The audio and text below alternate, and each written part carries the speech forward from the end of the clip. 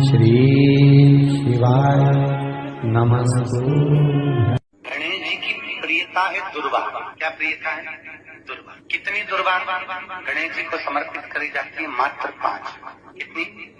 आज के जमाने में लोग गट्ठा बनाकर चढ़ा दें, वो अपनी जगह पर है। 5 दुर्वा पंचम इंद्रियों को वश में करने के लिए, और भगवान के 5 जो स्वरूप हैं उनको अपने भीतर उतारने के लिए पंच। और दुर्वा में भी 3 गांठ। जब दुर्वा समर्पित करी जाती है तो उसमें नीचे दुर्वा की डंडी पर गांठ रहती है। 3 छोटी छोटी गांठें होना चाहिए। कितनी गांठ? जो भगवान को समर्पित करी जाए। जिसके घर में संपदा की कमी पड़ती हो, बीमारियां ज्यादा फैल रही हो, बहुत कष्ट हो महाराज, बहुत ज्यादा दुखी हो महाराज, कोई काम नहीं बन रहा, बहुत तकलीफ में हो, तो शमी पत्र, शमी की पत्ती, जहां गणेश जी का स्थान है वहां पर 5 शमी पत्र 5 समर्पित करें, और शंकर जी के ऊपर 3 शमी पत्र समर्पित करें। बहुत ध्यान देना, 5 शमी पत्र जहां गणेश जी का स्थान है शिवलिंग में वहां समर्पित करें, 3 शमी पत्र शिवलिंग के ऊपर समर्पित करें। 1 शमी पत्र शंकर जी की चौखट पर लेफ्ट भाग में, जाते समय आपका उल्टा हाथ, जब मंदिर से निकलो तो उल्टे हाथ पर लेफ्ट भाग में शंकर जी की चौखट पर समर्पित करें 1 शमी पत्र। और महाराज घी का दिया जहां लेफ्ट भाग में आपने शमी पत्र रखा है, मंदिर में ना दिया लगाकर बाहर की ओर जहां शमी पत्र रखा है उसके ठीक साइड में एक घी का दिया लगा दीजिए। केवल गणेश चतुर्थी से लेकर अनंत चतुर्दशी तक गणेश पुराण कहती है भगवान गणेश जी का, मोर ध्वज का, मयूर ध्वज गणेश का नाम लेकर जो ये दीप शमी पत्र चढ़ा देता है उसके घर से कभी रिद्धि सिद्धि नहीं जाती, वैभव प्रतिष्ठा नहीं जाती। कर देखो, गणेश जी महाराज और एक शंकर जी, ये 2 देवता ऐसे हैं जिन पे तुलसी नहीं चढ़ती। शंकर पर तुलसी चढ़ा दो तो व्यक्ति रोगीला होता चले जाता है, और गणेश जी को तुलसी चढ़ा दो तो व्यक्ति के घर का धन छिन्न हो जाता है। इसलिए गणेश जी के भोजन में तुलसी नहीं, क्योंकि वृंदा देवी ने भगवान शंकर के पुत्र विनायक को देखकर विवाह का प्रस्ताव रखा था, पर गणेश जी महाराज ने कह दिया और तुमने तुलसा भी डाली, तो दोष लगा कि नहीं लगा? अरे बोलो तो, लगा? नहीं लगा। क्यों नहीं लगा? अगर थाली को अंदर से लेकर आए, पुष्टि मार्ग का नियम, जब ठाकुर जी के सामने 56 भोग, कुनवाड़ा, अन्नकूट लग जाता है, लगने के पहले उसको जब लेकर आते हैं रसोई घर से, भोजनशाला से, तो उसमें तुलसी डाल के नहीं लाते। अगर रसोई घर से भोजन में तुलसी डलकर अगर ठाकुर जी के सामने वो थाली रखी तो ये पक्का है वो थाली ठाकुर जी नहीं जीमेंगे, क्योंकि उसमें तुलसी रखी हुई आई है। हाँ, जब ठाकुर जी के सामने थाली रखा गई और तुमने थाली रखने के बाद में मंदिर के सामने बैठ के फिर तुलसी डाली तो ठाकुर जी उसको स्वीकार कर लेते हैं। क्यों? क्योंकि 33 करोड़ देवी देवता एक जगह पर विराजमान हैं। जब हम थाली रखते हैं, प्रथम देव उस भाग को ग्रहण कर ले। जब तक तुलसी डालते हैं प्रथम देव अपनी दृष्टि हटा लेते हैं। समय होता है, एक टाइम होता है, एक पल होता है, एक घड़ी होती है कि गणेश जी महाराज हमारे घर में आ गए। गणेश जी की सबसे पहली जो आरती हो, उस आरती के समय पर अगर धूप बत्ती जलाई जाए या गोबरी को जलाकर उसमें गूगल छोड़ी जाए, और गूगल छोड़ने के बाद गणेश जी का नाम ध्रुम वर्ण कह दिया जाए, तो गणेश जी को तुम्हारे घर की पूजा स्वीकार करना पड़ती है। बस वो समय हम तो बस उतना जानते हैं कि शिव महापुराण में लिखा और मुद्गल पुराण में लिखा, गणेश पुराण में लिखा, गणेश जी का एक नाम होता है ध्रुम वर्ण। क्या नाम है?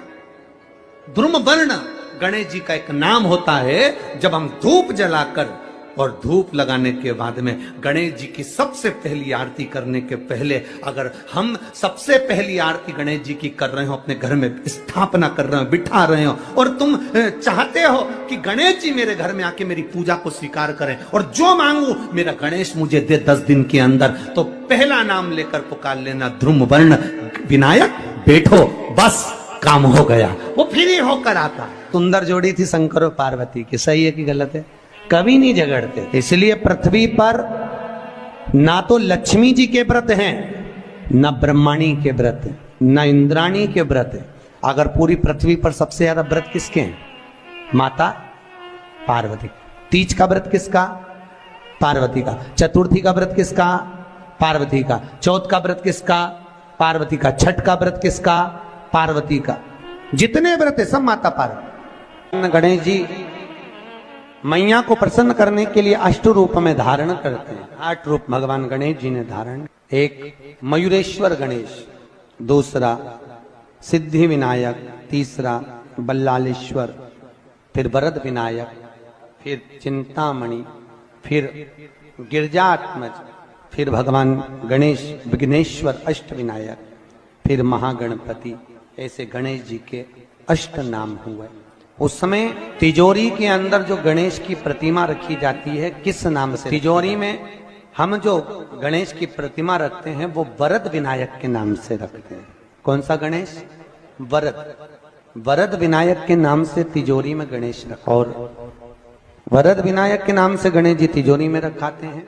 आपको कथा में कहा था घर में सीधी सूंड का गणेश और व्यापार व्यवसाय ऑफिस में उल्टी सूंड का गणेश होना। वरद विनायक को तिजोरी में।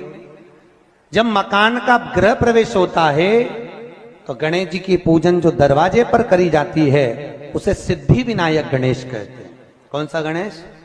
सिद्धि विनायक। जब हम घर में शुभ कार्य हो, बंदरवाल लगाएं, कोई दरवाजे पर शुभ लाभ लगाएं या स्वस्तिक बनाएं या माताएं दरवाजे पर रंगोली डाले तो उसी समय पर सिद्धि विनायक के नाम से रंगोली डालना चाहिए। तो घर में लक्ष्मी बढ़ती है, सिद्धता बढ़ती है। याद रखिए, कभी भी गणेश जी को, मिट्टी के गणेश जी लाते हो भादो महीने में, तो विसर्जन करो तो विसर्जन के समय पर 2 बिंदी, एक कंकु की एक हल्दी की, दीवार पर जरूर लगा देना चाहिए। क्यों? क्योंकि गणेश जी हमारे यहाँ आते हैं तो रिद्धि सिद्धि के साथ आते हैं। पर जब गणेश जी जाते हैं अगर हम बिंदी नहीं लगाते हैं तो गणेश जी अपनी रिद्धि सिद्धि को साथ में लेकर चले जाते हैं। पति के साथ पत्नी वापिस चली जाती है। जब हम बिंदी लगाते हैं तो उसका मतलब होता है कि हमारे घर की बहू हमारे घर में रहे, बेटा भले भ्रमण के लिए जाए। तो गणेश जी जाते हैं, रिद्धि सिद्धि घर में रह जाती है। इसलिए रिद्धि सिद्धि को घर में रखने के लिए 2 बिंदी लगाना चाहिए, एक कुंकू की एक हल्दी। रिद्धि सिद्धि। गणेश जी की प्रियता है दुर्वा। क्या प्रियता है? दुर्वा। कितनी दुर्वा गणेश जी को समर्पित करी जाती है? मात्र 5। कितनी? आज के जमाने में लोग गट्ठा बनाकर चढ़ा दें, वो अपनी जगह पर 5 दुर्वा पंचम इंद्रियों को वश में करने के लिए और भगवान के 5 जो स्वरूप हैं उनको अपने भीतर उतारने के लिए 5 दुर्वा। और दुर्वा में भी 3 गांठ। जब दुर्वा समर्पित करी जाती है तो उसमें नीचे दुर्वा की डंडी पर गांठ रहती है, 3 छोटी छोटी गांठें होना चाहिए। चतुर्थी का जो व्रत करने वाली होती हैं, जो चतुर्थी का पूजन करने वाली होती हैं, उनके भीतर का एक भाव होता है कि जैसे ही शाम का समय आए चंद्रदेव का पूजन करें। चंद्र जब प्रकट हो जाए, कलश भर लिया, उसके नीचे आखा दाना रख दिया, चावल गेहूं जो भी आप रखते हो पूजन के लिए, ऊपर पात्र आदि रख दिया, जलाशय, फिर अपन ने घी का दिया लगाकर पूजन भी कर ली। तो जो चतुर्थी का पूजन करने वाली होती है, जो चतुर्थी का नियम व्रत धारण करने वाली होती हैं, बड़ी बड़ी चतुर्थियां करती हैं या उसका नियम धारण करती हैं, तो चतुर्थी का जो पूजन करती है वो किस चीज के लिए? केवल संतान, पुत्र, परिवार, हमारा कुटुंब, हम जिस कुल में हैं, हमारा कुल वैभव की ओर बढ़े, संपदा की ओर बढ़े और उसकी आयु बढ़े, उसकी आयु बढ़े, वैभव बढ़े। बहुत ध्यान दीजिएगा महाराज। चतुर्थी की पूजन में जो आप आखा दाना रखते हो, गेहूं वगैरह कुछ भी जो रखते हो, उसकी बड़ी महत्वता होती है महाराज। यहां तक कहा गया है, चतुर्थी की कथा तो आप लोग पढ़ते होंगे, जो लोग पढ़ते हैं उनको मालूम होगा। चतुर्थी की कथा में लिखा है, चौथ माता के व्रत में वर्णन किया गया है कि वो आखा दाना जो रखा जाता है, मान लो कोई जरूरी काम होता है तभी आखा दाना को रखा जाता है, संभाल के रखते हैं कि हम इस काम के लिए जा रहे हैं और हमारा ये कार्य सफल होना चाहिए। तो जिसने चतुर्थी का व्रत करा है, जिसने चंद्रदेव का पूजन करा, चतुर्थी का व्रत करा, वो गणेश जी से विनती करके वहां से 2-4 आखा दाना उठा ले और जो व्यक्ति का काम अटक रहा है अपने ही घर का, पर दूसरे कुल को नहीं देना, अपने ही कुल के अंतर्गत जो काम अटक रहा है उसकी जेब में, उसके पल्लू में उस चीज को रख दिया जाए।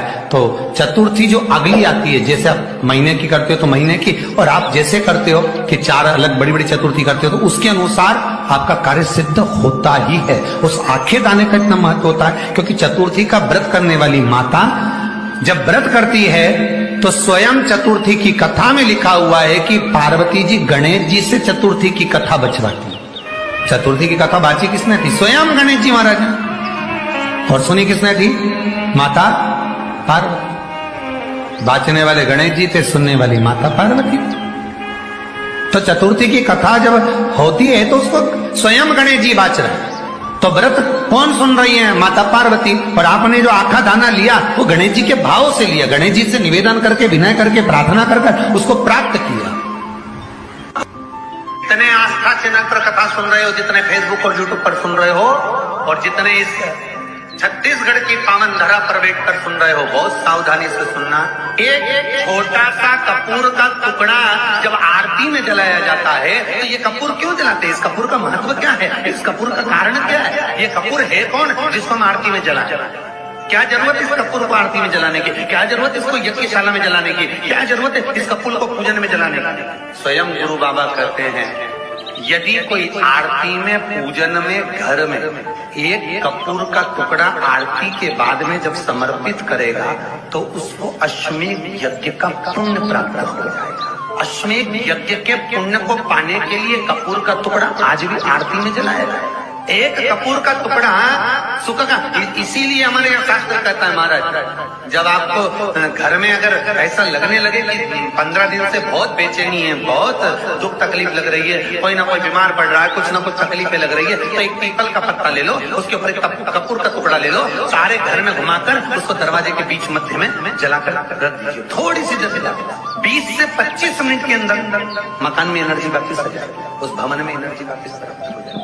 20 से 25 मिनट के अंदर एनर्जी वापस। लग रहा है कि यहाँ नेगेटिव है तो उसको पॉजिटिव बनाया जा सकता है। रात को 12 बजे शंकर जी के मंदिर में शिवलिंग पर चढ़ी हुई बेलपत्री को उठाकर शंकर मंदिर का शिखर देखकर चबा चबा कर खा लीजिए। आपके पाँव के घुटने बदलने की जरूरत नहीं पड़ेगी, ऑपरेशन की जरूरत नहीं। अलमस्तता। इस संवाद के अंतर्गत ये जो संवाद आया है, श्री गणेश जी महाराज ने श्री शैलम पर, कार्तिकेय महाराज की पावन धरा पर, मल्लिकार्जुन की पावन धरा पर, श्री शैलम में 3 प्रश्न श्री गणेश जी महाराज ने करे और वो गणेश जी के 3 प्रश्न आपको भी ज्ञात होना चाहिए। पहला प्रश्न गणेश जी महाराज ने अपनी माता से कहा, माँ, मृत्यु लोक के अंतर्गत इस भूमि पर जन्म लेने के बाद में अगर व्यक्ति को वृद्ध अवस्था का सामना ना करना पड़े तो उसके लिए क्या करना चाहिए? सुन लेना जवान भाई, जितने भी बेटा बेटी बैठे हैं और जितने आस्था चैनल पर, फेसबुक, यूट्यूब पर सुन रहे हैं, बड़े ध्यान से सुन लेना कि मान लो कि हमें वृद्ध अवस्था देखना ही ना पड़े, उसके लिए क्या करना? तो कहा उसका एक ही साधन, राम राम रटते रहो जब तक घट में प्राण, कब हो तो दीन दयाल के भनक पड़ेगा। महाराज, एक कर्म करते रहो, तुम्हारा कर्म जरूर करो, काम करते करते करते करते करते करते भी भगवत स्मरण करते। धर्म और कर्म, इन दोनों में अंतर क्या? बोलो जल्दी जल्दी बोलिए। धर्म और कर्म में अंतर क्या है? धर्म अष्ट विनायक में एक विनायक, सबसे प्रबल विनायक, अष्ट विनायक में सबसे प्रबल, जहां के वृक्ष भी मोर का रूप लेकर आवाज लगाते हैं शिव जी को, जहां की नदी सिंधुरासुर असुर के कारण। आज सुनते हैं संकट चौथ व्रत कथा, तो एक बार बोलिए प्रेम से गौरी पुत्र गणेश भगवान की जय। एक शहर में देवरानी जेठानी रहती थी। देवरानी गरीब थी और जेठानी अमीर थी। देवरानी हमेशा गणेश जी का पूजन और व्रत करती थी। देवरानी का पति जंगल से लकड़ी काटकर बेचता था। देवरानी घर का खर्च चलाने के लिए जेठानी के घर काम करती थी और शाम को बचा हुआ खाना लेकर जाती थी। माघ महीने में गणेश जी का व्रत संकट चौथ देवरानी ने रखा।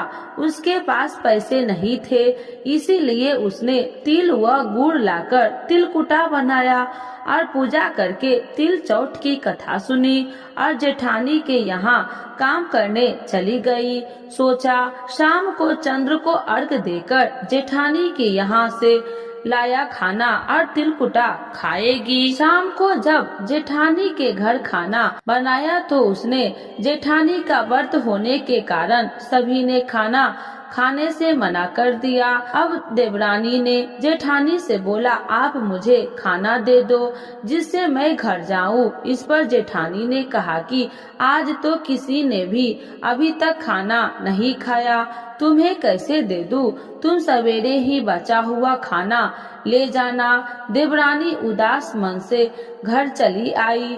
देवरानी ने घर पर पति बच्चे सब आस लगाए बैठे थे कि आज तो त्योहार है, इसीलिए कुछ पकवान आदि खाने को मिलेगा। लेकिन जब बच्चे को पता चला कि आज तो रोटी भी नहीं मिलेगी तो बच्चे ने रोने लगे। उसका पति भी बहुत क्रोधित हो गया और कहने लगा कि दिन भर काम करने के बाद भी वह 2 रोटियां नहीं ला सकती। वह बेचारी गणेश जी को याद करती हुई रोते रोते पानी पीकर सो गई। उस दिन संकट माता बुढ़िया माता का रूप धारण कर देवरानी के सपने में आई और कहने लगी, सो रही है या जाग रही है? वह बोली, कुछ सो रहे हैं, कुछ जाग रहे हैं। बुढ़िया बोली, भूख लगी है, खाने के लिए कुछ दे। देवरानी बोली, क्या दूं? मेरे घर में तो अन्न का एक दाना भी नहीं है। जेठानी बचा हुआ खाना देती थी, आज वो भी नहीं मिला। पूजा का बचा हुआ तिलकुटा छीके में पड़ा है, वही खा लो। संकट माता ने तिलकुटा खाया और उसके बाद कहने लगी, निमटाई लगी है, कहाँ निमटे? उसने कहा, यह खाली झोपड़ी है, आप कहीं भी जा सकती हो, जहाँ इच्छा हो वहाँ निमट लो। फिर संकट माता बोली, अब कहाँ पोछूं? अब देवरानी को बहुत गुस्सा आया कि उन्हें कब से परेशान किया जा रहा है। सो बोली कि मेरी साड़ी से पोछ लो। देवरानी जब सुबह उठी तो वह देखकर हैरान रह गई कि पूरा घर हीरो और मोतियों से जगमगा उठा है। उस दिन देवरानी जेठानी के काम करने नहीं गई। जेठानी ने कुछ देर तो राह देखी, फिर बच्चों को देवरानी को बुलाने भेज दिया। देवरानी ने सोचा कल खाना नहीं दिया था, इसीलिए शायद देवरानी बुरा मान गई होगी। बच्चे बुलाने गए। देवरानी ने कहा कि बेटा, बहू ने तेरी माँ के यहाँ काम कर लिया। बच्चे ने घर जाकर माँ से कहा कि चाची का पूरा घर हीरो और मोतियों से जगमगा उठा है। जेठानी दौड़कर देवरानी के पास गई और पूछा कि यह सब कैसे हो गया। देवरानी ने उसके साथ जो हुआ वो सब कह डाला। उसने भी वैसे ही करने की सोची। उसने भी संकट चौथ के दिन तिलकुटा बनाया। रात को संकट माता के भी सपने में आई और बोली, भूख लगी है, मैं क्या खाऊं? जेठानी ने कहा कि आपके छीके में रखा है, फल और मेवे भी रखे हैं, जो चाहे खा लो। संकट माता बोली, अब निपटे कहाँ? जेठानी बोली, मेरे इस महल में कहीं भी निपट लो। फिर उन्होंने बोला कि अब पोछूं कहाँ? जेठानी बोली, कहीं भी पोछ लो। सुबह जब जेठानी उठी तो घर में बदबू गंदगी के अलावा कुछ नहीं है।